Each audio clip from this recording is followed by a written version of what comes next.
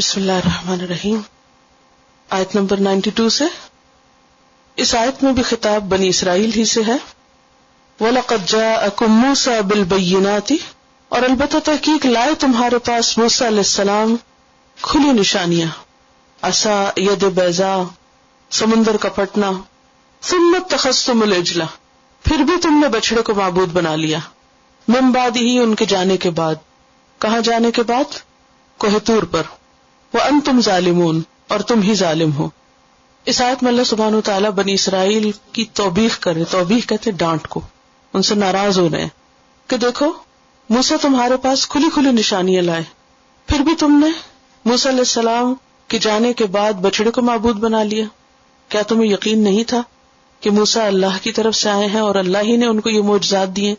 اتنی ساری نشانیاں دیکھنے کے بعد پھر یہ کیسے ہوا کہ تم نے اپنے ہاتھوں سے بنائے ہوئے سونے کے بت کو اپنا الہ مان لیا؟ اور من بعد ہی یہ کب کیا تم نے؟ جب موسیٰ 30 راتوں کے لیے کوہ طور پر گئے اور جب وہ واپس نہیں لوٹے 30 کے بعد، تو سامری نے اپنی قوم کو بہکایا اور کہا کہ موسیٰ وہ تو بھول گئے تم کو، اور وہ جس مقصد کے لیے گئے تھے اس کو بھی نہیں پا سکے، اور انہیں اللہ تعالیٰ کہیں نہیں ملے اور کوئی الہ نہیں، لہذا یہ بچڑا تمہارا الہ ہے. تو سامری نے ایک طرح سے ان کو فتنے میں مبتلا کر دیا تھا. ہارون علیہ السلام جو موسیٰ علیہ السلام کے بعد قوم کی نگرانی کر رہے تھے، انہوں نے سمجھانے کی کوشش کی تو آگے سے بگڑ کر انہوں نے جواب دیا، لن نبرح علیہ عاکفین حتی یرجع الینا موسیٰ.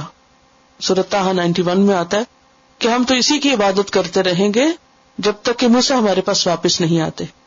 اگر آپ پچھلی آیت کو اپنے سامنے رکھیں، آیت نمبر 91 کو، تو اس میں آپ دیکھ رہے ہیں کہ جب ان سے کہا جاتا ہے کہ ایمان لاؤ اس پر جو اللہ نے اتارا، تو کہتے ہیں کہ ہم تو اس پر ایمان لائیں گے جو ہماری طرف بھیجا گیا اور اس کے علاوہ کا انکار ہے.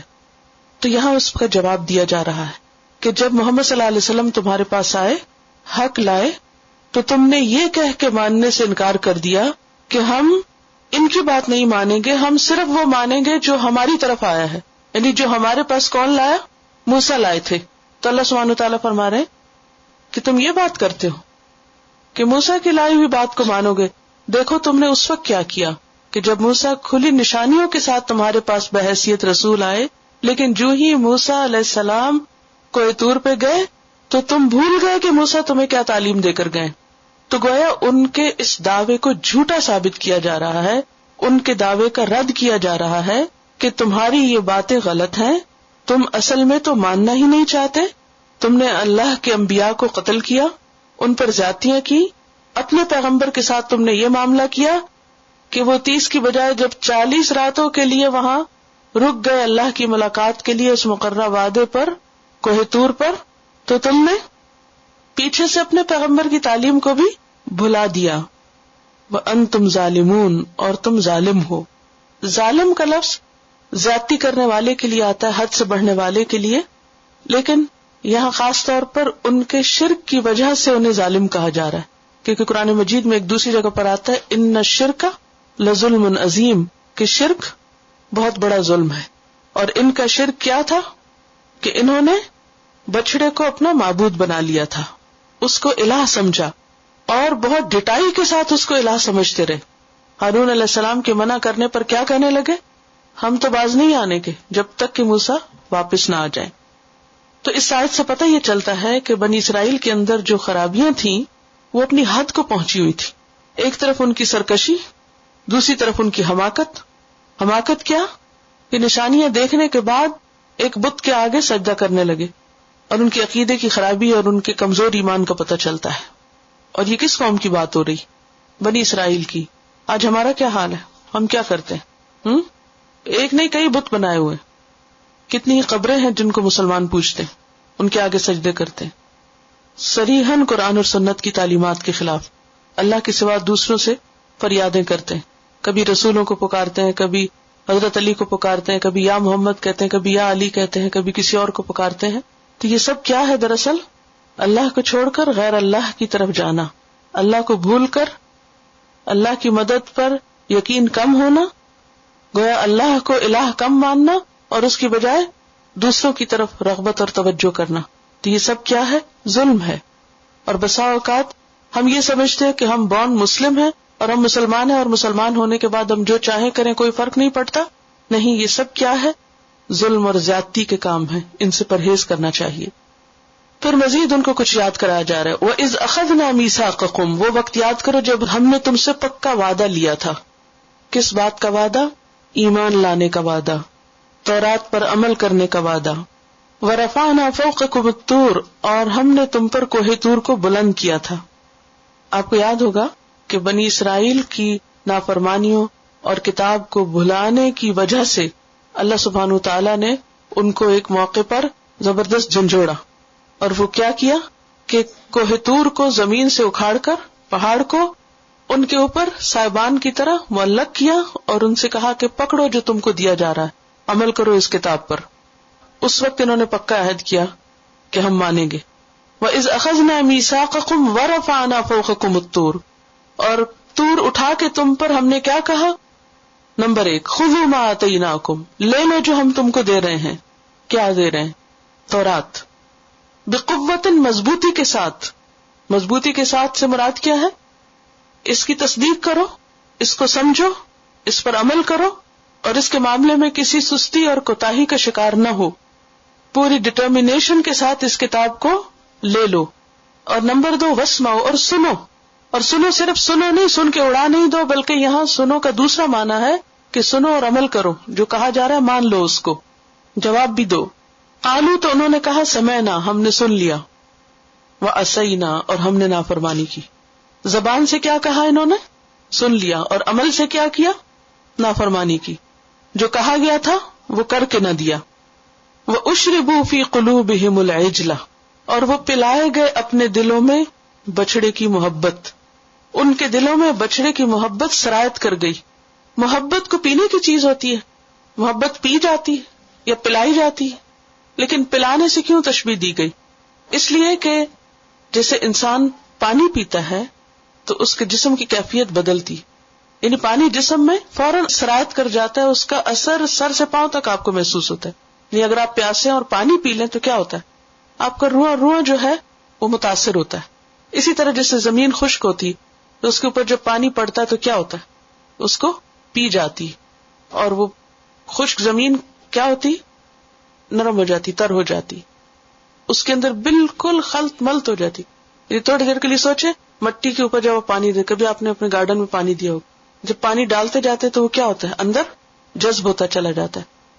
وہ مٹی کا ایسا حصہ بن جاتا ہے کہ اگر آپ دوبارہ کہنے کہ اس کو نکال کے مٹی کو اور اس کو نچوڑ کے تو پانی الگ کیا جائے تو کیا ہوتا ہے؟ ہونی الگ ہوتا. تو محبت کسی چیز کی جب انسان کے دل میں چلی جاتی ہے تو وہ اس کے اندر اس طرح رچ بس جاتی ہے کہ اس کو پھر دل سے الگ کرنا مشکل ہو جاتا ہے. جیسے پانی کو مٹی سے الگ نہیں کیا جا سکتا. وہ اشربوا فی قلوبہم، اور ان کے دلوں میں پلا دی گئی تھی، یعنی ڈال دی گئی تھی بچڑے کی محبت. کیونکہ بچڑا تو نہیں پلایا جاتا نا، وہ لفظی معنی کیا بنتا ہے؟ پلائے گئے اپنے دلوں میں بچڑے کو. تو بچڑا تو ویسے بھی کھانے کی چیز ہے، پینے کی تو ہے نہیں. تو مراد اس سے کیا ہے؟ بچڑے کی محبت. یعنی بچڑے کی محبت ایسے ہی ان کے اندر چلی گئی جیسے جسم میں پانی چلا جاتا ہے. لیکن یہ محبت ان کے دلوں میں کیوں ڈالی گئی تھی؟ بکفرہم، ان کے کفر کی وجہ سے، ان کی نافرمانی کی وجہ سے وہ اس فتنے میں مبتلا کر دیے گئے. قل، کہہ دیجئے، بئس ما، کتنا برا ہے، یأمرکم، حکم دیتا ہے تم کو، بھی، جس چیز کا، ایمانکم، تمہارا ایمان. یہ کیسا ایمان ہے جو تم کو اللہ کی محبت چھوڑ کر بچڑے کی محبت دے رہا ہے؟ ان کنتم مومنین، اگر واقعی تم ایمان لانے والے ہو، اگر تم اپنے ایمان کے دعوے میں سچے ہو، تو یہ کس قسم کا ایمان ہے کہ جو تمہیں اللہ کو بھلا کر بچڑے کے بت کو محبوب کیے ہوئے تمہارے لیے. اس آیت سے بہت سی باتیں پتہ چلتی. پہلی بات تو یہ کہ جن بنی اسرائیل کو خطاب کیا جا رہا ہے وہ نبی صلی اللہ علیہ وسلم کے زمانے کے تھے.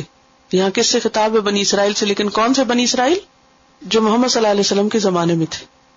اب انہوں نے تو بچڑے کی پوجا نہیں کی تھی، پھر ان کو کیوں بلیم کیا جا رہا ہے؟ کیونکہ یہ ایک ہی امت تھے اور یہ اپنے آبا و اجداد کو برا بھلا نہیں کہتے تھے، ان کے کاموں پر فخر تھا ان کو. تو جب آپ کسی قوم کا ساتھ دیتے، جب آپ کسی قوم کے برے کاموں کو برا نہیں کہتے، تو آپ بھی کس میں شمار ہوتے؟ انہی میں شمار ہوتے۔ ظالم کا ساتھ دینے والا بھی کون ہوتا ہے؟ ظالم، اگرچہ وہ ظلم نہ کر رہا ہو۔ مثلا اگر کوئی شخص قتل کر رہا ہے اور دوسرا اس کو صرف شے دے رہا ہے، تو قیامت کے دن یہ بھی اتنے ہی جرم میں دھر لیا جائے گا، کیونکہ اس نے اس کو شے دی کہ ہاں کرو قتل۔ اور اسی طرح باقی برائیوں کے معاملے میں بھی جب کوئی انسان غلط کر رہا ہو تو اس کو برائی سے روکنا چاہیے، نہ کہ اس کی غلطی پر اس کو شے دینی چاہیے، کیونکہ غلطی پر شے دینے والا ایسا ہی ہے جیسے خود غلطی کرنے والا۔ تو یہاں بنی اسرائیل کے اس گروہ کو سنایا جا رہا ہے جو نبی صلی اللہ علیہ وسلم کے زمانے میں تھے، حالانکہ انہوں نے براہ راست خود یہ غلطیاں نہیں کی تھی، لیکن چونکہ وہ اسی قوم سے تعلق رکھتے تھے اور اپنے آباء و اجداد کے کارناموں پہ فخر کرتے اور ان کی تاریخ کو سراہتے، لہذا انہیں اس پر ملامت کی جا رہی ہے، کیونکہ ان کی برائی کو برا نہیں سمجھتے تھے۔ دوسری بات یہ ہے کہ اللہ نے ان کے اوپر کوہ طور بلند کیا تھا، اس سے یہ پتہ چلتا ہے کہ اللہ کی طاقت بہت بڑی، وہ چاہے تو پہاڑ کو ایک آن میں اٹھا کے کسی کے سر پہ معلق کر دے، کچھ بھی کر سکتا ہے۔ آپ نے دیکھا ہوگا کہ والکینوز پھٹتے ہیں اور سمندر کے اندر کیا بن جاتے ہیں؟ جزیرے بنتے ہیں نا، آئیلینڈ بن جاتے ہیں نا۔ تو یہ کس کے حکم سے ہوتا ہے؟ کس کے اذن سے ہوتا ہے؟ کون ہے کرنے والا؟ کون ہے وہ آگ دہکانے والا اس کے اندر سمندر کے؟ اللہ۔ تو یہ نشانیاں آج بھی ہمیں دیکھا، ابھی پچھلے دنوں ایک نیا آئیلینڈ بنا ہے۔ تو اگر آج کے دور میں یہ ہو سکتا ہے تو اس دور میں بنی اسرائیل کے ساتھ بھی ہو سکتا ہے کہ اللہ تعالیٰ کہیں سے بھی پہاڑ اٹھائے اور ان کے سر کے اوپر معلق کرے۔ تو یہ اللہ کی قدرت کی نشانی بھی ہے، کیونکہ اس کے لیے تو کسی بھی کام کو کرنے کے لیے کیا کرنا ہوتا ہے؟ کن فیکون۔ اور پھر آپ دیکھیے کہ کیا کہا گیا، خذوا ما آتیناکم بقوۃ، جو دیا ہے اسے مضبوط پکڑو۔ اس میں ہمارے لیے کیا حکم ہے؟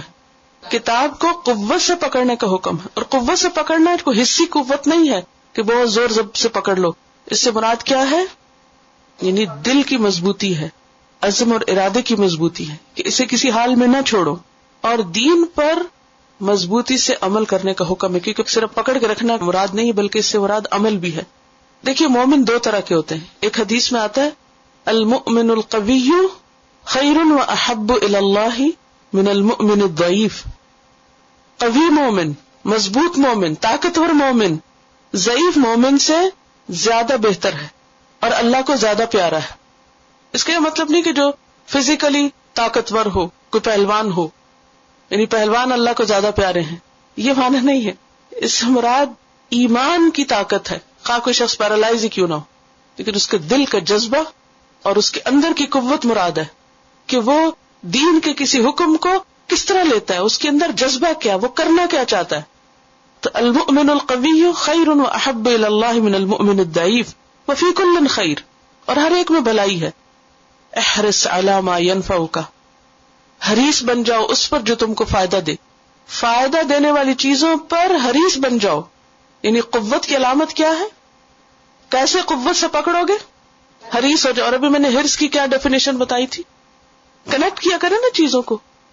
حرص وہ شدید جذبہ ہوتا ہے کسی چیز کو پانے کا کہ جو عمل میں ڈھل جاتا ہے، جو انسان ایکشن لے لیتا ہے۔ پھر احرص علی ما ینفعک، اچھا نفع کوئی صرف مال و دولت کا نفع نہیں ہے، یہاں نفع سے مراد ایمان میں اضافہ کرنے والی چیزیں، دین میں آگے بڑھانے والی چیزیں۔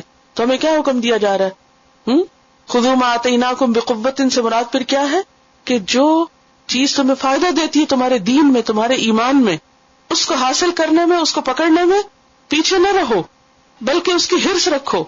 واستعن باللہ، اور اگر حالات اجازت نہ دیتے ہو تو کیا کرو؟ اللہ سے مدد مانگو۔ ولا تعجز، عاجز ہو کے بیٹھ نہ جاؤ، کمزوری نہ دکھاؤ، یہ تو ہو ہی نہیں سکتا۔ وان اصابک شیء، اور اگر تمہیں کوئی مصیبت پہنچے، فلا تقل، تو مت کہو لو انی فعلت کذا و کذا، کاش میں ایسا اور ویسا کر لیتا۔ ولکن قل، لیکن کیا کہو؟ قدر اللہ، اللہ کا فیصلہ یہ تھا، یعنی اپنی سے پوری کوشش کر کے پھر کیا ہے؟ اللہ پہ چھوڑ دو۔ وما شاء فعل، جو اس نے چاہا کیا۔ فإن لو تفتح عمل الشیطان، لو عمل شیطان یعنی شیطان کے کام کا دروازہ کھول دیتا ہے۔ پھر آپ دیکھیے کہ واسمعوا کہا گیا اور مزید بھی سنتے رہو۔ اصل میں سننا کیا ہے؟ جس کا انسان جواب دے۔ کوئی آپ کو بلاتا ہے، آپ کے کان میں آواز پڑ رہی ہے لیکن آپ جواب نہیں دیتے، تو یہ کیا ہے؟ گویا آپ نے سنا ہی نہیں۔ تو یہاں واسمعوا کس معنی میں؟ سنو اور جواب دو۔ قالو انہوں نے کہا، کنہوں نے؟ بنی اسرائیل نے. کیسے؟ سرکشی سے. کیا کہا؟ سمعنا سن لیا ہم نے، وعصینا. اس کے دو معنی، ایک تو یہ کہ انہوں نے زبان سے ہی کہہ دیا ہم نہیں مانیں گے، اور دوسرے یہ کہ انہوں نے زبان سے تو کچھ نہیں کہا لیکن عمل سے، زبان حال سے کہا وعصینا. یعنی جو قول ہے نا، ایک زبان مقال ہوتی ہے اور ایک زبان حال ہوتی. زبان مقال کیا ہوتی ہے؟ کہ بول کے کچھ کہنا. اور زبان حال کیا ہوتی ہے؟ کہ منہ سے تو ہاں ہاں کرتے رہنا لیکن عمل اس کے خلاف کرنا. سمعنا وعصینا کہ ہم نہیں مانیں گے. حالانکہ مومنوں کا حال کیا ہوتا ہے؟ مومن کیا کرتے ہیں؟ جب اللہ اور رسول کی طرف انہیں بلایا جاتا ہے تو وہ کیا کہتے ہیں؟ سمعنا واطعنا، ہم نے سنا اور ہم مانیں گے. نہ ماننے کی وجہ کیا تھی؟ وَأُشْرِبُوا فِي قُلُوبِهِمُ الْعِجْلَ، بچڑے کی محبت دلوں میں بسی ہوئی تھی. تو اس سے کیا پتا چلتا ہے کہ اللہ کی نافرمانی بسا اوقات کیوں ہوتی ہے؟ کہ کسی اور چیز کی محبت دل میں بسی ہوئی ہوتی ہے. ہم اپنی نافرمانیوں کو دیکھیں، ہم اللہ کے حکم کیوں نہیں مانتے؟ ہمیں پتہ ہے نماز پڑھنی چاہیے، کیوں چھوڑ دیتے؟ ہمیں پتہ ہے کہ کسی کی غیبت نہیں کرنی چاہیے، کیوں کر بیٹھتے؟ بہت سی باتیں جن کا پتہ ہے مسلمانوں کو. آپ دیکھیں آج مسلمان شراب بھی پیتے ہیں، زنا بھی کرتے ہیں، سود بھی لیتے ہیں، دھوکہ بازی بھی کرتے ہیں، قتل و غارت بھی کرتے ہیں. کیا ان کو نہیں پتہ یہ غلط کام ہے؟ کیا کسی مسلمان کو نہیں پتہ یہ غلط کام ہے؟ سب کو پتہ نہیں غلط ہے. یہ ایسی برائیاں ہیں جیسے جھوٹ بولنا، دھوکہ دینا، وعدہ خلافی کرنا، غیبت کرنا، چوری کرنا، یہ سب کو پتہ ہے. بچے کو پتہ ہے کہ یہ سب غلط ہے، کیونکہ اگر یہ شریعت نہ بھی ہم کو بتائے تو ہماری عقل، ہمارا دل کہتے کہ یہ برائیاں، یہ غلط کام ہے. لیکن کیوں نہیں چھوڑ پاتے؟ اور کتنے کام جن کا کرنے کا ہمیں حکم دیا کہ کرو، اقیموا الصلاۃ وآتوا الزکاۃ، کیوں نہیں کرتے؟ واشربوا فی قلوبہم العجل، ہر ایک کا کوئی نہ کوئی عجل ہے، ہر ایک کا کوئی نہ کوئی بت ہے. وہ بت اس کو روکے ہوئے اللہ کی فرما برداری سے. کوئی بھی ایسی چیز جو ہماری کمزوری اس طرح بن جائے کہ اس کی وجہ سے ہم اللہ کی فرما برداری سے رک جائیں، خواہ وہ مال ہو، خواہ وہ کوئی جاب ہو، کیریئر ہو. کچھ لوگوں کو آپ نے دیکھا ہوگا اپنے کیریئر کے ایسے دیوانے ہوتے ہیں، کچھ ورک الکوہولکس ہوتے ہیں کہ جو کام کے اتنے دیوانے ہوتے ہیں، ان کے اندر وہ پلائے ہوئے ہوتے ہیں کام کی محبت. کچھ لوگ جاب کی محبت، کچھ لوگ مال کی محبت، کچھ لوگ بچوں کی محبت، کچھ لوگ کسی اور چیز کی محبت. تو وہ جس چیز کی محبت ان کے اندر رچی بسی ہوتی ہے وہ ان کو اپنے اندر اتنا کیپچر کر لیتی ہے، وہ ایسے دماغ میں خلل کر دیتی کہ جس کی وجہ سے وہ بھول جاتے ہیں کہ انہیں اللہ کی اطاعت بھی کرنی ہے. آج آپ دیکھیں کہ بچے کیا ویکنس دیکھیں. کوئی ٹی وی کا شوقین ہے تو اس کے آگے گھنٹوں بیٹھا ہوا، کوئی میچ دیکھ رہا ہے تو گھنٹوں تک اشربوا فی قلوبہم، اور اس ڈیش میں ڈال لیں کچھ اور، اجل کی جگہ کوئی بھی چیز رکھ لیں. یعنی یہ آیت لکھ کے تو اجل کو خالی جگہ کر کے کوئی کسی چیز کا فین ہے، کوئی کسی چیز کا کریزی ہے، کوئی کسی چیز میں اٹکا ہوا، کوئی کہیں پھنسا ہوا ہے. اور یہی اٹکاؤ، یہ رکاوٹ اس کو روکے ہوئے کس سے؟ اللہ کی اطاعت سے. وہ زبان سے کہہ رہا ہے سمعنا، لیکن حال کسے کیا کر رہا؟ صحیح نہ کرتے کچھ نہیں. اچھا ٹھیک ہے جی، بالکل کرنا چاہیے، یہی صحیح ہے، یہی درست ہے، لیکن اس کے بعد عمل کچھ بھی نہیں. وَأُشْرِبُوا فِي قُلُوبِهِمُ الْعِجْلَ. ہم سب کو اپنے اپنے عجل کو ڈھونڈنا ہے کہ وہ کون سا عجل ہے جو ہمارے اندر ایسا سما گیا ہے، ایسا جذب ہو گیا، جیسے پانی مٹی کے اندر سما جاتا ہے تو اس کو اس سے الگ نہیں کیا جاتا، جس نے اللہ کی محبت کی جگہ لے لی. ہر وہ محبت فتنہ ہے، شر ہے جو اللہ کی محبت کی جگہ لے لے. صرف وہ محبت قابل قبول ہے اللہ کے ہاں کہ جو اللہ کی محبت میں اضافے کا سبب ہو. باقی سب فتنہ، سب آزمائش، سب عجل ہیں، سب بچڑے ہیں کہ جن کو انسان اٹھائے پھرتا ہے اور جس کی وجہ سے انسان اللہ کی اطاعت سے دور ہو جاتا ہے. اور اس کا ٹیسٹ لینا ہو تو اپنی نماز کا لے لیجئے. اگر نماز وقت پہ نہیں، نماز میں تاخیر ہے، نماز میں دل نہیں لگتا، نماز میں خشوع و خضوع نہیں، تو کیا ہے؟ ضرور اس کے پیچھے کوئی نہ کوئی عجل ہے. بکفرہم. اچھا یہ عجل کیوں اندر آ جاتے ہیں؟ یہ عجل کو جگہ کہاں سے مل جاتی ہے؟ لفظ سمجھ رہے ہیں عجل میں کس کے لیے بول رہی ہوں؟ یہ عجل کیوں آ جاتے ہیں؟ بکفرہم، اللہ کی نافرمانی سے. یہ سزا ہوتی ہے انسان کے لیے. کسی بھی خاص چیز کی محبت جو اللہ سے دور کر دے، یہ دراصل کیا ہے؟ فتنہ. اور یہ فتنے میں پڑتا کیوں ہے انسان؟ اللہ کی نافرمانی کی وجہ سے. جب انسان اللہ کی کوئی نافرمانی کرتا ہے تو نتیجہ کیا نکلتا ہے؟ اس کی سزا ملتی انسان کو. اللہ کی نافرمانی کی، اللہ کے کفر کی، اللہ کی آیات کے کفر کی سزا ملتی ہے انسان کو، اور وہ سزا کیا ہوتی ہے کہ انسان کسی ایسی چیز میں اٹک جاتا ہے کہ جس کے بعد وہ کسی کام کا نہیں رہتا، اور کم از کم اللہ کے کام کا نہیں رہتا، اللہ کے دین کا نہیں رہتا، اللہ کی اطاعت کے قابل نہیں رہتا. تو اوپر ٹاپ پہ کیا ہے؟ اللہ کی نافرمانی، کفر. جب کوئی کفر کرتا ہے تو کہاں آ گرتا ہے؟ اجل میں. اور پھر وہ اجل اس کے لیے کیا بن جاتا ہے؟ ایک مصیبت، جس کی وجہ سے پھر وہ بیکار ہو جاتا ہے، کچھ کرنے کے قابل نہیں ہوتا. ان کے ساتھ بھی یہی ہوا تھا. جب انہوں نے اسینا کر دیا، یعنی سمینا و اسینا، سامنے دیکھ کے نشانیاں اور اپنے سامنے دشمن کو غرق ہوتے دیکھا، موسیٰ علیہ السلام کے پاس عصا دیکھا جس سے وہ چشمے پھوٹے، موسیٰ علیہ السلام ہاتھ نکالتے ہوئے ید بیضاء دیکھا، اور اس کے بعد اللہ کا انکار اور بچڑے کو معبود بنا بیٹھے. تو یہ سب کچھ کیا ہے؟ ان کی اپنی نافرمانیوں کی وجہ سے. اللہ کسی پہ ظلم نہیں کرتا. اور اس سے ایک اور بات یہ بھی پتہ چلتی ہے کہ مختلف چیزوں کے اسباب اثر انداز ہوتے ہیں، لوگ آپ پر اثر انداز ہوتے ہیں، ماحول آپ پر اثر انداز ہوتا ہے. بکفرہم، اللہ تعالیٰ کہتے ہیں ان کے کفر کی وجہ سے. تو ہر کام کے پیچھے کوئی نہ کوئی وجہ ہوتی ہے، کوئی نہ کوئی سبب ہوتا ہے، کوئی ریزن ہوتی ہے. تو اس لیے انسان کو ہر طرح کے فتنوں سے پناہ مانگتے رہنا چاہیے. انسان کو نہیں پتا کہ کون سی چیز اس کے لیے کس مصیبت کا دروازہ کھول دے. قل کہہ دیجئے، بئس ما یأمرکم بہ ایمانکم، تمہارا ایمان کیسا ہے جو تم کو ایسی چیزوں کا حکم دیتا ہے. کس کا حکم دیتا تھا ان کو؟ ان کا ایمان، غیر اللہ کی طرف جھکے. ان کنتم مومنین، اگر تم مومن ہو. تو اس سے پتہ ہی چلتا ہے کہ زبانی ایمان کا دعویٰ قابل قبول نہیں جب تک کہ انسان کا عمل اس کا ساتھ نہ دے. تو اس آیت میں جو سب سے بڑی سیکھنے کی چیز ہے وہ کیا ہے کہ انسان کو حق نظر آئے تو قبول کر لینا چاہیے، کیونکہ حق کو ریجیکٹ کرنا، رد کرنا، حق کا انکار کرنا، کفر کرنا انسان کی آزمائش کا سبب بن جاتا ہے. اور وہ آزمائش کیا ہوتی ہے کہ انسان کے دل میں ایسی چیز کی محبت بھر جاتی ہے جو اللہ کو پسند نہیں ہوتی. اللہ کی ناپسندیدہ چیز کی محبت دل میں بیٹھ جاتی، اور پھر انسان آئندہ کے لیے اللہ کی طرف جانے کے قابل نہیں رہتا. اور دوسری بات یہ ہے کہ ایمان جو ہے وہ عمل کا محرک ہوتا ہے. محرک ہوتا ہے، موٹیویٹ کرتا ہے. جیسا ایمان ہوگا ویسا ہی عمل ہوگا. بالکل اسی طرح جیسے بیج ہوگا ویسا ہی درخت ہوگا. تو چونکہ ان کا ایمان ہی درست نہیں تھا لہٰذا ان کے اعمال درست نہیں تھے. قل ان کانت لکم الدار الآخرۃ عند اللہ خالصۃ. اب یہاں ان کے کچھ اور دعووں کا رد کیا جا رہا ہے. کیا کیا جا رہا ہے؟ یہود کے کچھ دعووں کو رد کیا جا رہا ہے، ان کے خیالات کا توڑ کیا جا رہا ہے. کیا تھے وہ دعوے؟ ان کا ایک دعویٰ یہ تھا کہ نحن ابناء اللہ و احباؤ، ہم اللہ کے بیٹے ہیں اور اللہ کے بہت محبوب ہیں، لہذا کیا ہوگا؟ لن تمسنا النار الا ایاما معدودہ، چند دن کے سوا ہم کو آگ نہیں چھوئے گی.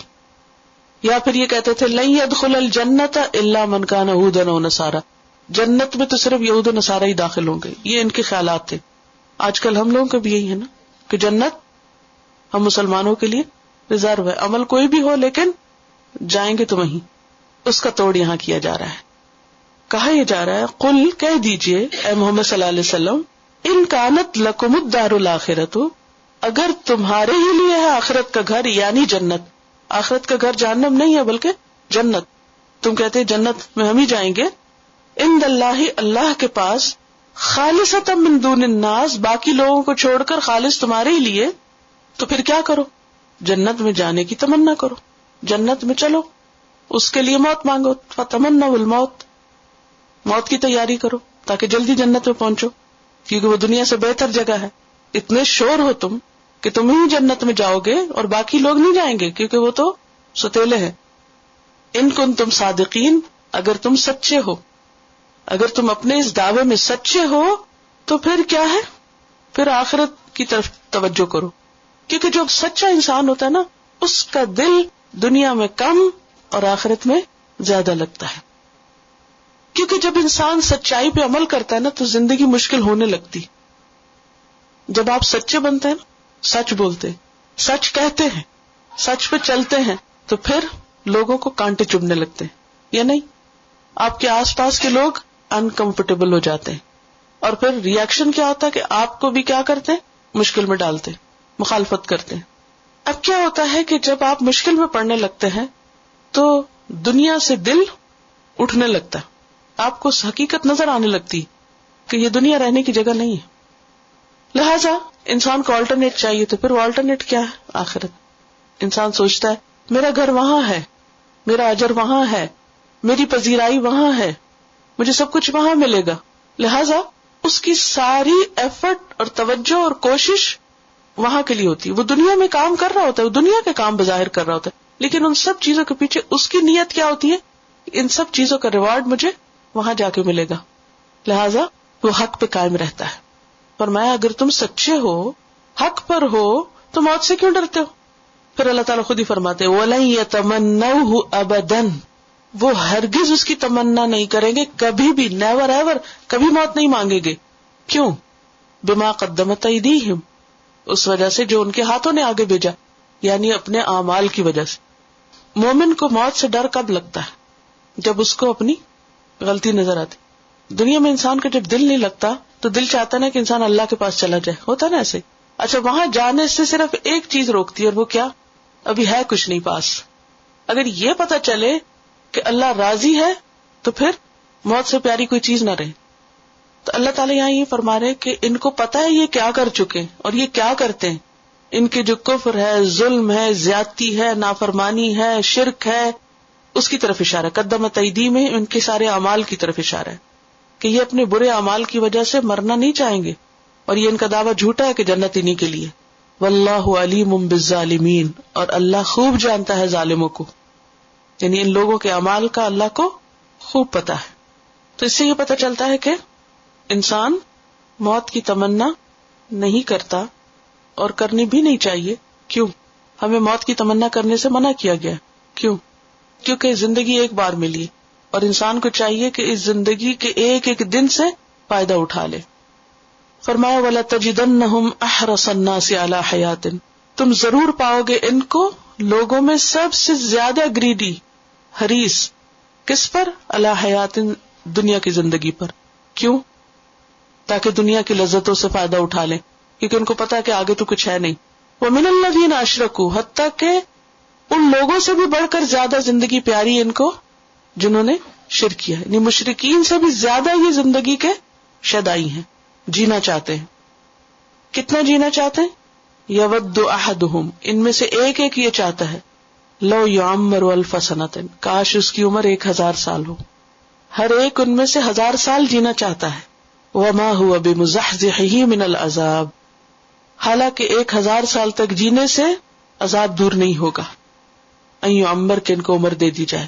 زیادہ عمر کا مل جانا عذاب کو روک نہیں سکتا، کیونکہ 1000 سال بعد بھی کیا ہوگا؟ موت تو آئے گی، اور موت آئے گی تو مصیبت آئے گی. وما هو بمزحزحہ من العذاب ان یعمر واللہ بصیر بما یعملون، اور اللہ خوب دیکھ رہا ہے جو بھی یہ عمل کرتے ہیں. ان کے سارے اعمال اللہ کے سامنے ہیں. اس آیت سے بھی کئی باتیں پتہ چلتی. پہلی بات تو یہ کہ بنی اسرائیل میں زندگی کی محبت بہت ہے، ہر چیز سے بڑھ کر اور ہر قوم سے بڑھ کر. دوسری بات یہ کہ طویل زندگی انسان کو عذاب سے نہیں بچا سکتی. یہ نہیں ہو سکتا کہ کوئی زیادہ دن جیے تو وہ پنشمنٹ سے بچ جائے گا. پھر یہ ہے کہ لمبی عمر مومن کے لیے فائدہ مند ہے، موت کی تمنا نہیں کرنی چاہیے. ایک شخص نبی صلی اللہ علیہ وسلم کے پاس آیا اور کہنے لگا ای الناس خیر، کون سا انسان سب سے اچھا ہے؟ قالا، فرمایا من طال عمرہ، جس کی عمر لمبی ہو، وحسن عملہ، اور اس کا عمل بھی اچھا ہو. اس لیے ہونا کیا چاہیے کہ جب آپ اپنے لیے لمبی عمر کی دعا کریں یا اپنے بچوں کے لیے یا کسی اور کے لیے، صرف لمبی عمر کی دعا نہ کریں. امام احمد بن حنبل کو اگر کوئی لمبی عمر کی دعا دیتا تو وہ قلق میں پڑ جاتے، ان کو پسند نہیں آتا تھا، الا یہ کہ ساتھ کوئی یہ دعا کرے کہ نیک عمل کے ساتھ اللہ کی اطاعت کے ساتھ. اللہ تمہیں لمبی عمر دے اپنی اطاعت کے ساتھ. ہم عام طور پہ کہتے ہیں تم جیو 1000 برس، وہ ایک شعر بھی ہے اردو کا، اور ہر دن کے ہوں دن 50,000، معلوم ہے کتنے. بہرحال تو لیکن مومن ایسے نہیں کہتا، وہ صرف 50,000 سال کی دعا نہیں دیتا، وہ اس کے ساتھ اللہ کی اطاعت کی بھی دعا دیتا ہے.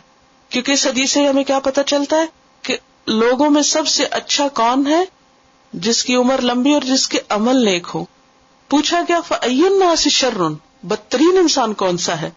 قال من طال عمره وساء عمله، وہ جس کی عمر تو لمبی اور عمل بدترین ہے. کیونکہ انسان کی اصل عمر وہ ہے جو وہ اللہ کی اطاعت میں گزارتا ہے. حقیقی عمر کیا ہے؟ اصلی عمر. ایک شخص کی عمر 100 سال ہے، 100 سال میں سے تیسرا حصہ تو اس نے سو کے گزارا ہے. وہ سوتا ہے رات کو 8 گھنٹے، تو 1/3 ہو گیا نا. 24 آورز میں اگر کوئی 8 گھنٹے سو رہا ہے تو 1/3 تو سونے میں گزر گیا اس کا. بس 60 سال عمر ہے کسی کی، 20 سال تو سونے میں گزر گئے. باقی عمر کیا ہے؟ اصل عمر 40 ہو گئی. اب 40 میں کچھ وقت تو کھانے نہانے دھونے اور دنیا کے کام کاج جاب ادھر ادھر گزر گئی. یہ سوچئے کہ عبادت میں کتنے سال گزرے اور اللہ کی اطاعت میں کتنے، دن کے کتنے گھنٹے اور کتنے منٹ آپ کے قرآن پڑھنے میں گزرتے ہیں. سوچئے ذرا، اگر ہم صبح کی تلاوت بھی نہیں کرتے، کتنے لوگوں نے رمضان کے بعد اب سے دوبارہ قرآن پورا بھی کر لیا ہو. وقت ہی نہیں ہوتا، کون پڑھے، یہ تو بس ٹھیک ہے سن لیتے ہیں، کیسٹ لگی ہوئی تھی ہم سن لیتے ہیں. ہم نے خود کیا کیا، ہمارے منہ سے کیا نکلا، سوچنے کی بات ہے نا. تو دن کے اگر ہر روز کے 5 منٹ صرف آپ تلاوت کرتے تو جب جا کے مہینے میں کتنے ہوں گے؟ 150 منٹس، صرف 2 گھنٹے اور کچھ منٹ. تو اسی طرح ذکر میں کتنا وقت گزرتا ہے، کسی کی خدمت میں، اچھے کاموں میں. تو ہم سب اپنا خود کیلکولیشن کر سکتے ہیں کہ ایک ایوریج انسان کی لائف جو ہے وہ اللہ کی اطاعت میں کتنی گزرتی اور نافرمانی کے کاموں میں کتنی گزرتی. بس اگر آپ بیکار میں بیٹھے ٹی وی کے آگے کچھ نہیں، بس دیکھے جا رہے ہیں تو کبھی ایک چینل بدلتے کبھی دوسرا، بس دل بہلا رہے. کبھی سوچے کہ گھنٹہ گزر گیا، 2 گھنٹے گزر، کیا کمایا؟ عمر کا یہ حصہ بھی تو کاؤنٹ ہو رہا ہے نا.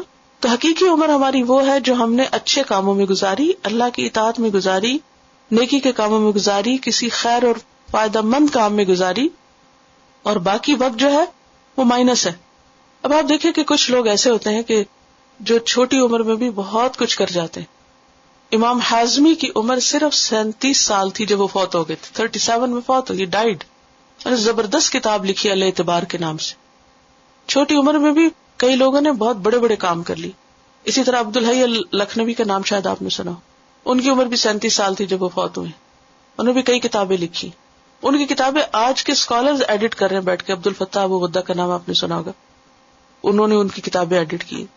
تو اس لمبی سے مراد ضروری نہیں ہوتا کہ آپ 100 ایئرز جئیں. اگر 40 سال آپ کی بیماری میں بیڈ پہ لیٹ کے گزرے تو وہ عمر تو نہیں نا. وہ کیا عمر ہے؟ اصل میں دیکھنے کی بات یہ ہے کہ ہم کتنے پروڈکٹیو ہیں.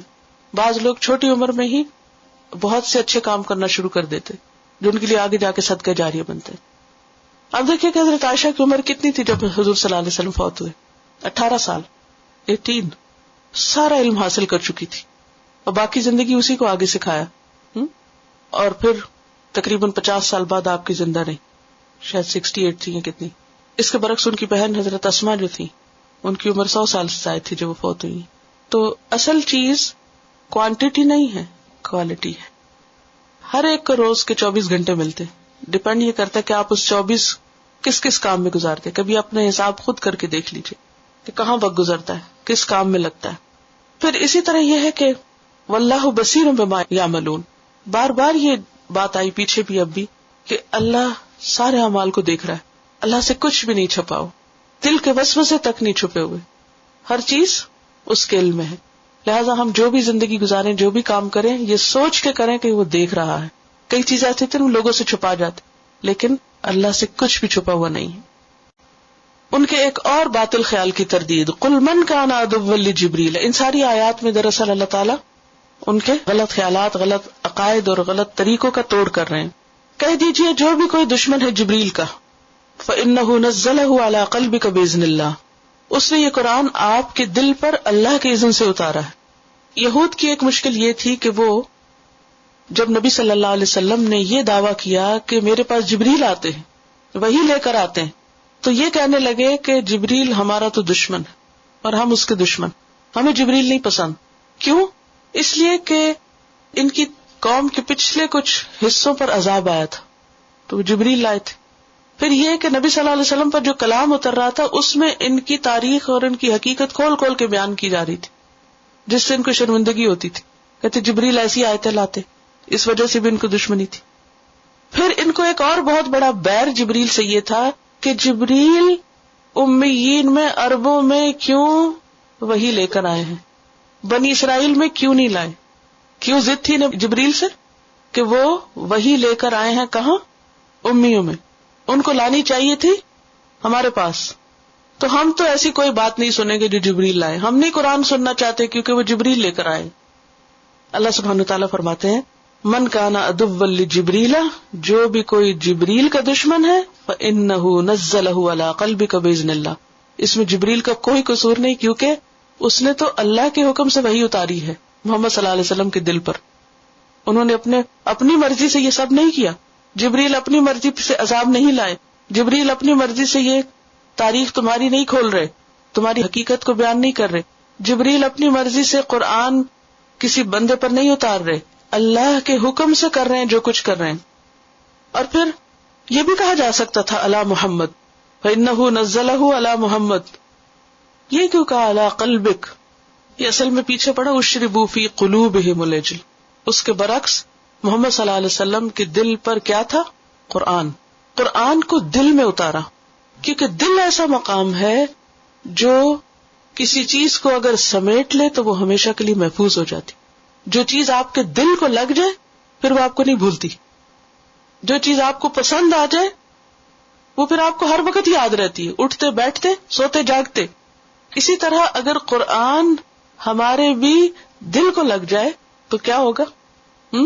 اگر ہمارے بھی دل پہ اتر جائے تو پھر اس کو پڑھنا، اسے یاد کرنا، اس کا ٹیسٹ دینا، اس کے اسائنمنٹ کچھ بھی مشکل نہیں لگے گا. اصل میں دل جو ہے نا وہ معارف کا خزانہ ہے، عقل اور فہم کا. قرآن پاک میں دل کا کام بتایا گیا، لہم قلوب لا یفقہون بہا، اور ایک اور جگہ پر آتا ہے فتکون لہم قلوب یعقلون بہا. تو قرآن کے الفاظ میں دل عقل کنٹین کرتا ہے، یعنی دل اور دماغ کا ایک تعلق ہے. پہلی چیز دل پہ آتی پھر دماغ میں جاتی. تو قرآن نبی صلی اللہ علیہ وسلم کے دل پر اترا ہے، مصدقاً، جو کنفرم کرتا ہے کس چیز کو؟ لما بین یدیہ، اس سے پہلی کتابوں کو، تورات اور انجیل کو. اور یہ ثبوت ہے اس کے برحق ہونے کا. اور کیا ہے قرآن؟ وہدن، ہدایت ہے. اور کیا ہے؟ وہ بشرا، خوشخبری، گڈ نیوز. للمومنین، لیکن کس کے لیے؟ مومنوں کے لیے. تو اس آیت سے یہ پتہ چلتا ہے کہ جبریل علیہ السلام کا ایک بہت اہم مقام ہے. اللہ کے اطاعت گزار فرشتے ہیں، اور ان کا بڑا مقام کس لیے؟ کیونکہ وہ قرآن لے کر آئے، حامل قرآن ہے. یعنی جبریل کی فضیلت کس وجہ سے ہے؟ قرآن لانے کی وجہ سے. پھر یہ بھی پتہ چلتا ہے کہ قرآن پچھلی کتابوں کی تصدیق کرتا ہے. پھر یہ کہ قرآن ہدایت ہے. پھر یہ کہ قرآن خوشی کا ذریعہ ہے. قرآن سے دل میں خوشی آنی چاہیے. ہم سب کو اپنے دل کا جائزہ لینا چاہیے کہ قرآن پڑھ کے، قرآن سن کر ہمارے دلوں میں خوشی سماتی ہے یا نہیں، کیونکہ یہ ایمان کی علامت ہے. قرآن سے خوشی صرف اس کو ہوگی جس کے اندر ایمان ہوگا. قرآن سے کراہت، بے رغبتی اور دوری اور گھبراہٹ ایمان کی کمزوری کی علامت ہے. اگر قرآن سن کر گھبراہٹ ہو، قرآن سن کر، قرآن پڑھ کر خوشی نہ ہو، تو یہ کس کی علامت ہے؟ ایمان کی کمزوری. کیونکہ اللہ سبحانہ وتعالیٰ کیا فرما رہے ہیں کہ ہدم و بشرا للمؤمنین، ایمان لانے والوں کے لیے تو قرآن کیا ہے؟ ہدایت اور خوشخبری ہے. اپنے اپنے دلوں کا جائزہ لیں، کیا واقعی یہ بشرا ہے؟ یہ قرآن کو دیکھتے ہی، پڑھتے ہی، سنتے ہی، سمجھتے ہی، جو جو سمجھ آتا جائے دل کے اندر ایک خوشی کی لہر آنی چاہیے. پھر فرمایا من کان عدوا للہ، جو کوئی بھی ہو دشمن اللہ کا. اور اللہ کی دشمنی سے مراد کیا ہے؟ اللہ سے نفرت، بغض، اس کی عبادت نہ کرنا. وہ ملائکتی، اور اس کے فرشتوں کا، وہ رسولہ، اور اس کے رسولوں کا، وہ جبریل اور جبریل کا، وہ میکال اور میکائیل کا. فإن اللہ عدو للکافرین، تو وہ یاد رکھے کہ اللہ ایسے سارے کافروں کا دشمن ہے. اس نے دراصل اللہ کی دشمنی مول لے لی. سوال یہ پیدا ہوتا ہے کہ بات جبریل کی ہو رہی تھی، بیچ میں میکائیل کیوں آ گئے؟ میکائیل کون ہے؟ کیا کرتے ہیں؟ بارش لاتے. یس. اور بارش کیا کرتی؟ دھو ڈالتی ہے اور زمین کو سیراب کرتی اور نباتات اگاتی. تو جبریل اور میکائیل کے دو الگ الگ کام ہے. جبریل کیا لاتے ہیں؟ وحی. اور وحی بھی کیا ہے؟ بارش. وہ بھی کیا کرتی ہے؟ صفائی کرتی اور کیا کرتی؟ دل کے اندر ایمان کا بیج ڈالتی اور کیا کرتی؟ انسان کی پیاس کو بجھاتی. انسان کی روح کی تڑپ اور پیاس ہے، انسان کے دل کی جو تشنگی، تو قرآن اس کے لیے کیا ہے؟ ہدم و بشرا. تو ایک فرشتہ وحی لانے والا ہے اور دوسرا بارش لانے والا ہے. تو وحی اور بارش دونوں میں مواصلت. یہاں اسرافیل کا تو ذکر نہیں کیا. تو قرآن میں کوئی لفظ زائد نہیں ہے، اس کے پیچھے ایک حکمت ہے. اور یہ جب یہ باتیں سمجھ آتی دل میں کیسی خوشی آتی نا، کیونکہ مجھے آج اس سوال کا جواب ملا ہے. میں کتنے سالوں سے اس کے پیچھے تھی کہ جبریل کی بات ہو رہی تھی کہ جبریل کا قصہ تھا کہ اس نے کیوں وہی وہاں پر لائے اور پیچھے میکائیل کہاں سے آ گئے اور کیوں آ گئے.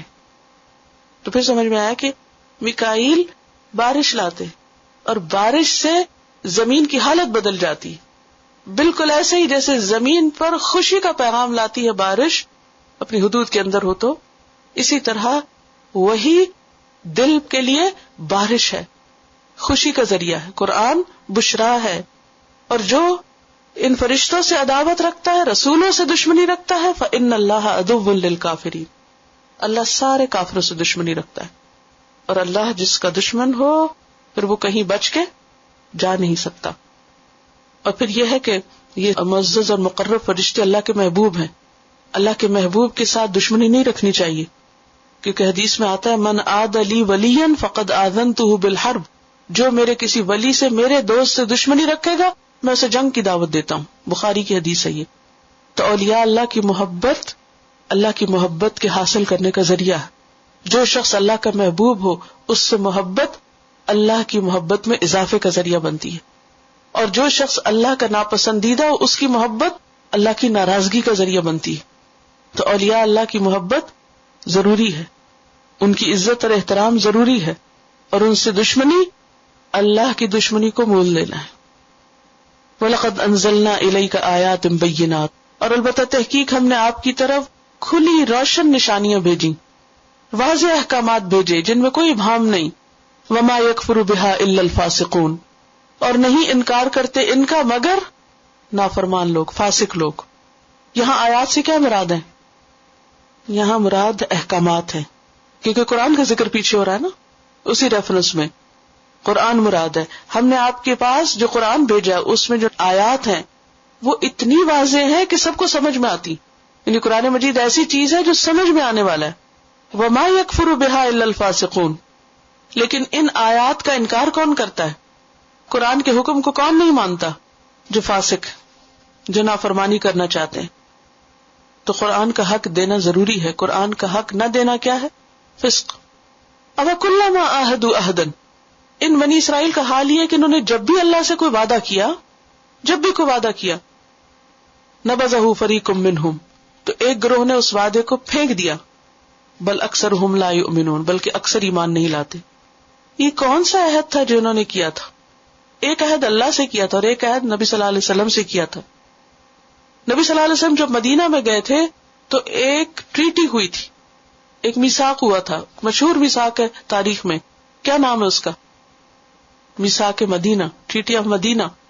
اس میں 3 گروہ تھے، ایک مشرکین عرب جو مدینہ میں تھے، ایک یہود تھے، اور تیسرے مسلمان نبی صلی اللہ علیہ وسلم کے ساتھی، آپ اور آپ کے ساتھی. ان تینوں کے درمیان ایک اگریمنٹ ہوا تھا، اور وہ اگریمنٹ کیا تھا کہ اگر باہر سے کسی نے حملہ، اس کے کئی شکے کلازز ہیں، لیکن اسے ایک اہم بات یہ تھی کہ اگر باہر سے کوئی حملہ آور ہوگا تو کیا کریں گے؟ سارے مل کر اس کا مقابلہ کریں گے. لیکن کیا ہوا جنگ بدر میں، جنگ احد میں اور بعد میں؟ کبھی یہود نے آپ کے ساتھ مل کر جنگ کی مشرکین مکہ کے خلاف؟ نہیں. تو اس کی طرف اشارہ ہے کہ جب بھی انہوں نے کوئی عہد کیا، نبذہ فریق منہم، ان کے ایک گروہ نے اس عہد کو پھینک دیا. اللہ سے کیا وعدہ تھا، اللہ سے کیا عہد تھا، وہ پیچھے جو گزر چکا. اور پھر ان کے پیغمبروں کے زمانے کے آنے والے نبی کو مانیں گے، ایمان لانے کا وعدہ تھا. فرمایا کہ بجائے اس کے کہ یہ عہد کی پابندی کرتے، ان کے ایک گروہ نے جو ان کے سردار تھے، لیڈر تھے، انہوں نے عہد کی پابندی نہیں کی. تو اب یہ ہے کہ پوری قوم میں سے پہلے تو لیڈرز کو پکڑا، پھر کہا بل اکثرہم لا یؤمنون، بلکہ ان کے اکثر نہیں ایمان لاتے. پھر عوام کو بھی کہ وہ بھی ساتھ دے دیتے ہیں. تو اس آیت سے ایک بات یہ پتہ چلتی ہے کہ عہد خواہ اللہ سے ہو یا بندوں سے ہو، اس کو پورا کرنا ضروری ہوتا ہے. کمٹمنٹ ضروری ہوتی ہے، کیونکہ آخر میں کہا نا اکثریت ایمان نہیں لاتی، تو ایمان اور عہد لازم و ملزوم ہے. حدیث میں آتا ہے لا ایمان لمن لا عہد لہ، اس کا ایمان نہیں جو عہد نہ پورا کرے، جو وعدہ پورا نہ کرے اس کا ایمان ہی کوئی نہیں. وہ کون ہے؟ بے ایمان. اردو میں کہتے ہیں نا، کیا کہتے ہیں؟ بے ایمان. تو بے ایمان ہم کہتے ہیں دھوکے باز، یعنی جو غدر کرے، دھوکا کرے، وعدہ نہ پورا کرے. اوفوا بالعہد ان العہد کان مسئولا، وعدہ پورا کرو کیونکہ وعدے کا پوچھ ہوگی. اور منافق کی علامتوں میں سے کہ وعدہ کر کے اس کو توڑ دے. ولما جاءہم رسول من عند اللہ، اور جب ان کے پاس ایک رسول اللہ کی طرف سے آ گیا. کون سا رسول؟ محمد صلی اللہ علیہ وسلم.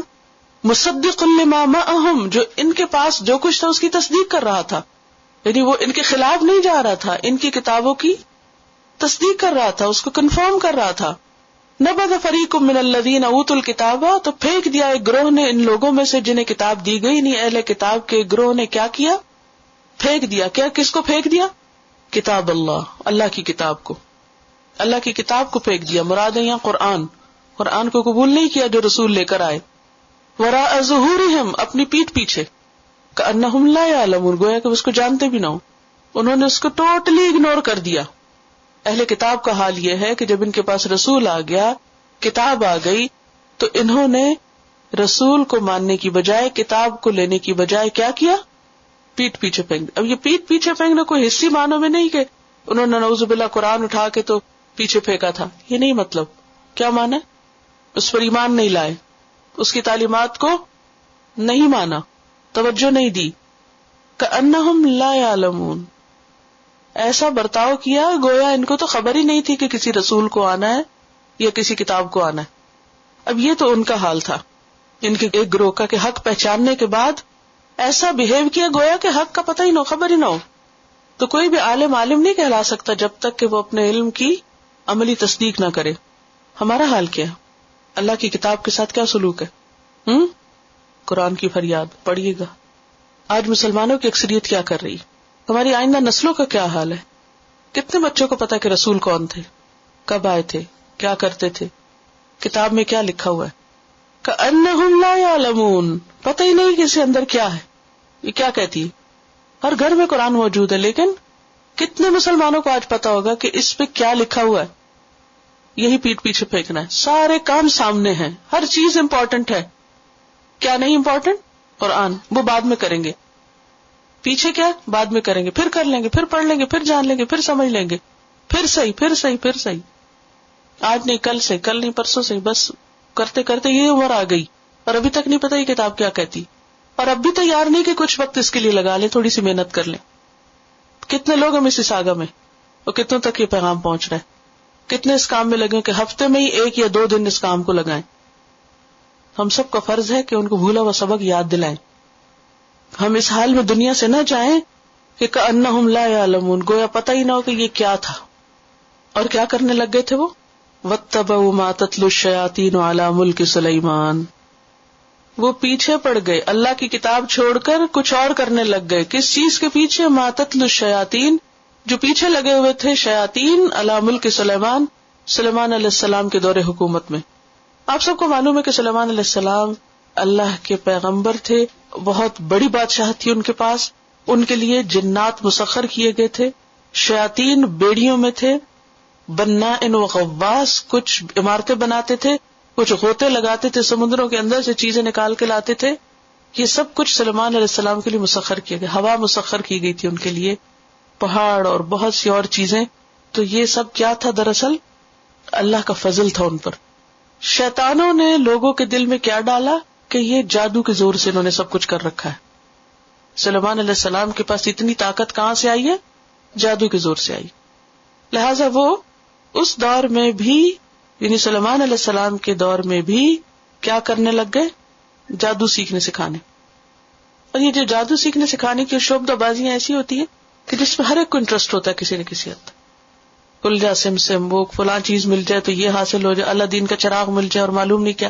ہر دور میں اس طرح کی خرافات رہی ہیں.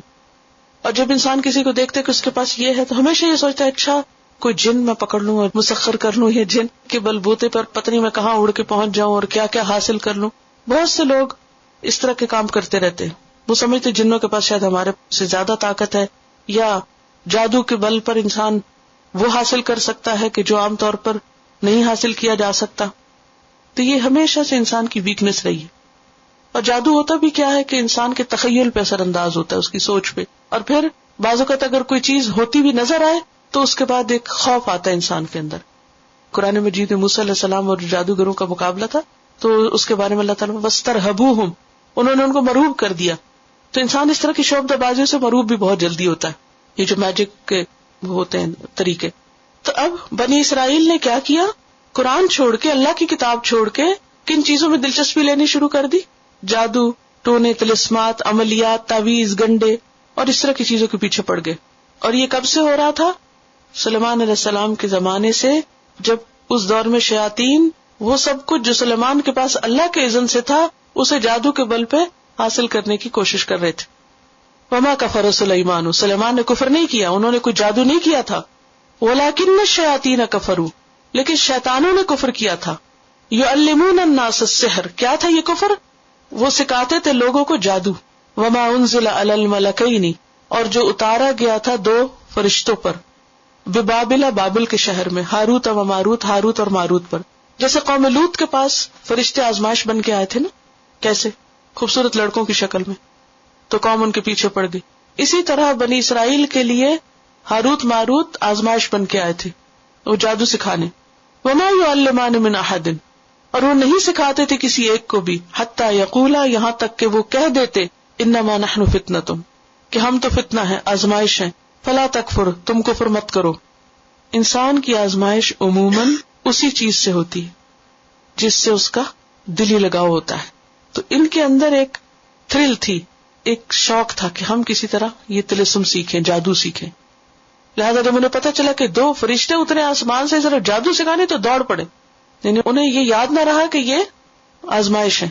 حالانکہ وہ جب جاتے تھے سیکھنے بیٹھتے تو وہ پہلے کہتے تھے دیکھو ہم سکھائیں گے لیکن ہم تمہاری آزمائش ہیں، فلا تکفر، کفر نہ کرو.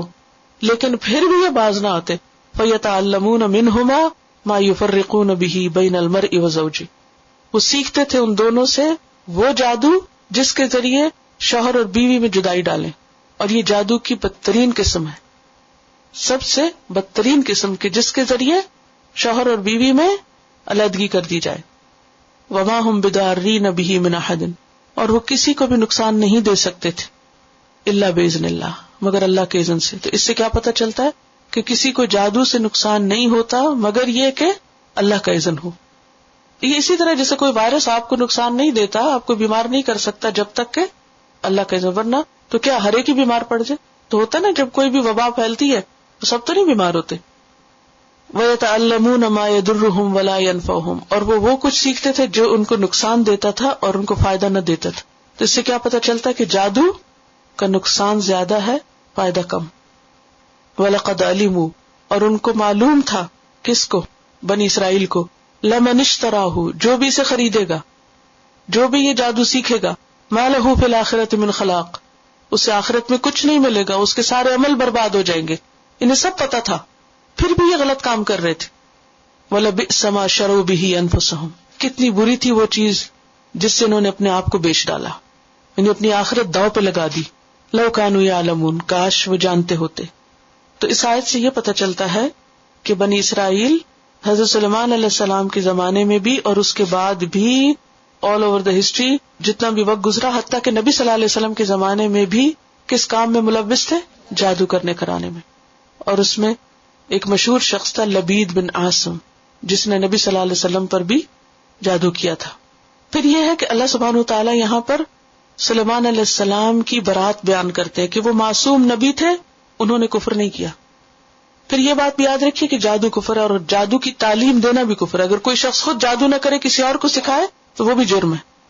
اور کفر کیوں ہے؟ کیونکہ اس میں شیاطین سے مدد لی جاتی ہے، ان سے التجائیں کی جاتی ہیں، یعنی ان کو استعمال کیا جاتا ہے اس میں. اور پھر اس لیے بھی منع ہے کہ دوسرے انسان کو تکلیف ہوتی ہے اس سے جس پر کیا جاتا ہے، یہ دوسرے کو نقصان دینا ہے.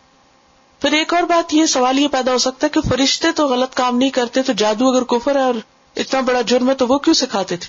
وہ اللہ کے اذن سے سکھاتے تھے، وہ فتنہ تھے. دیکھیے اللہ کے سوا کسی کو سجدہ جائز نہیں، لیکن فرشتوں سے کیا کہا گیا کہ کس کو سجدہ کرو؟ آدم کو. انہوں نے کیوں کیا؟ اللہ کا حکم سمجھ کے. تو یہاں بھی یہ دونوں فرشتے سکھا رہے تھے اللہ کا حکم سمجھ کر. پھر اسی طرح آپ دیکھیں قتل حرام ہے لیکن حضرت ابراہیم کو خواب آیا کہ کیا کرو؟ بیٹے کو ذبح کرتے. یہ کیا تھا دراصل؟ اللہ کا حکم. پھر یہ ہے کہ جادو اس وقت تک نقصان نہیں دیتا جب تک کہ اللہ کا اذن نہ ہو. لیکن یہ یاد رکھیے کہ اگر اللہ کا اذن ہو تو نقصان بھی دیتا ہے. یعنی جادو سے نقصان ہو سکتا ہے لیکن باذن اللہ، اور کبھی محدود فائدہ بھی ہو سکتا ہے. لیکن یاد رکھیے کہ بعض اوقات اللہ تعالیٰ حرام کے راستے اس لیے آسان کر دیتے ہیں کہ بندے کے لیے آزمائش ہو. تو انسان کو محتاط رہنا چاہیے اور غلط طریقے اختیار نہیں کرنے چاہیے. پھر یہ یاد رکھیے کہ نفع نقصان کا اصل مالک بہرحال اللہ سبحانہ و تعالیٰ ہے. کسی کے اوپر اگر ایسی تکلیف ہو، کسی کو جادو کا اثر محسوس ہو، یعنی سبب معلوم نہ ہو لیکن انسان بیمار ہو، صحت ہی نہ ہو رہی، کوئی وجہ ہی نہ پتہ چل رہی، تو ایسی صورت میں انسان کو جادوگروں کے پاس جا کے علاج نہیں کرانا چاہیے. کیا کرنا چاہیے؟ اللہ سے دعا کرنی چاہیے. قرآن پاک میں اللہ تعالیٰ فرماتے اَمَّن يُجِيبُ الْمُضْطَرَّ إِذَا دَعَاهُ وَيَكْشِفُ السُّوءَ، کیا ہے کوئی جو بے قرار کی پکار سنے اور تکلیف دور کرے؟ یعنی سوائے اللہ کے وہی کر سکتا ہے. اگر اس کے اذن سے تکلیف ہوئی تو اسی کے اذن سے شفا ہوگی. کسی جادوگر کے ہاتھ میں شفا نہیں ہے، کیونکہ بعض لوگ کیا کہہ کے جادو شروع کرا دیتے توڑ کر آ رہے ہیں اور وہی کام کرتے ہیں جو پہلے ہوا. ایک نے غلط طریقے سے کیا، دوسرے نے اس کے توڑ میں وہی جادو کر لیا. تو کوئی طریقہ جادو کے توڑ کا جو خود جادو ہو وہ ٹھیک نہیں. نبی صلی اللہ علیہ وسلم نے معوذتین سے علاج کیا. تو کیا کرنا چاہیے؟ معوذتین پڑھنی چاہیے. اور پھر یہ ہے کہ جادو کا کرنا کرانا سیکھنا سکھانا کیا ہے؟ آخرت برباد کرنا. آخرت میں انسان کا کوئی حصہ نہ ہوگا. اور پھر یہ بھی کہ بدترین جادو شوہر بیوی میں جدائی ڈالنا ہے. لہذا جادو کے علاوہ بھی اگر کوئی ہسبینڈ وائف کو آپس میں لڑا رہا ہے یا ان کے گھر میں انٹرفیئرنس کر رہا ہے یا تفریق ڈال رہا ہے تو یہ بھی بدترین جرم ہے. وَلَوْ أَنَّهُمْ آمَنُوا وَاتَّقَوْا، اور اگر وہ ایمان لاتے اور تقوی اختیار کرتے. کون؟ یہ بنی اسرائیل جو جادو کرنے لگ گئے. لَمَثُوبَةٌ مِّنْ عِندِ اللَّهِ، البتہ اللہ کے ہاں سے جو ثواب پاتے، خیرن وہ بہتر تھا. لَوْ كَانُوا يَعْلَمُونَ، کاش وہ جانتے ہوتے. تو اصل بات کیا ہے کہ انسان کو ایسے بدترین راستے چھوڑ کر کس طرف توجہ دینی چاہیے؟ اپنی اصلاح کی طرف، ایمان اور تقوی کے ذریعے. دوسری بات یہ ہے کہ اللہ کے ہاں جو اجر اور ثواب ہے وہ دنیا کی ہر چیز سے بہتر ہے. لیکن یہ بات بہت سے لوگوں کی سمجھ میں نہیں آتی، انہیں معلوم نہیں ہوتا. بل تؤثرون الحیات الدنیا والآخرۃ خیر وابقی، تم دنیا کی زندگی کو ترجیح دیتے ہو حالانکہ آخرت بہتر بھی ہے اور پائیدار بھی ہے. وللآخرۃ خیر لک من الاولی، آخرت دنیا سے بہتر ہے. وما عند اللہ خیر وابقی، سورۃ شورى میں آتا ہے. جو اللہ کے پاس ہے وہ بہتر بھی ہے اور باقی رہنے والا بھی ہے. تو اصل علم کیا ہے کہ انسان کو یہ سمجھ آ جائے کہ آخرت دنیا کے مقابلے میں بہتر ہے. لو کانوا یعلمون، کاش ہمیں یہ پتہ چل جائے. جادو کے موضوع پر ایک پوری کیسٹ ہے، جادو حقیقت اور علاج، وہ آپ سن سکتے ہیں اور مزید تفصیلات جان سکتے ہیں. میں نے جان بوجھ کے اس ٹاپک کو اوائڈ کیا ہے تاکہ ہم اصل مقصد پر فوکس کریں. لیکن یہ ایک حقیقت ہے کہ بہرحال دنیا میں خیر کے ساتھ ساتھ شر بھی ہے. تو شر بھی بعض اوقات انسان کے اوپر اثر انداز ہوتا ہے. اس سے بچنے کے لیے انسان کو اللہ کی پناہ میں آنا چاہیے، دعائیں پڑھنی چاہیے، صبح شام کی دعائیں، حفاظت کی دعائیں، آیت الکرسی اور اس طرح کی چیزیں جو ہے یہ انسان کو اللہ کی پناہ میں دیتی ہیں اور بہت سے شر سے محفوظ رکھتی ہیں. اللہ تعالی ہم سب کا حامی و ناصر. آخر دعوانا ان الحمد للہ رب العالمین. سبحانک اللہم و بحمدک، نشہد ان لا الہ الا انت، نستغفرک و نتوب الیک.